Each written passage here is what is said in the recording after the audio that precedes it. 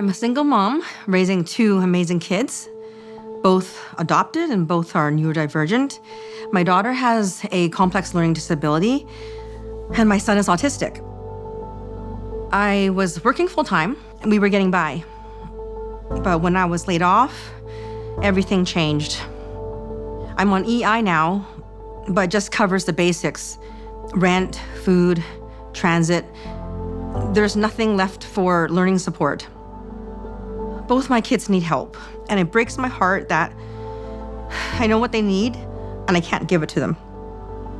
But thanks to the Bright Futures Bursary Fund, my kids finally have access to the learning supports they need. Supports that understand them, that meets them where they're at. I see their confidence growing, their smiles are bigger, and words just can't describe how grateful I am. This story ended in hope, but there are thousands more that end in heartbreak. Your gift today will be matched and help us transform the lives of vulnerable children, youth, and adults across BC.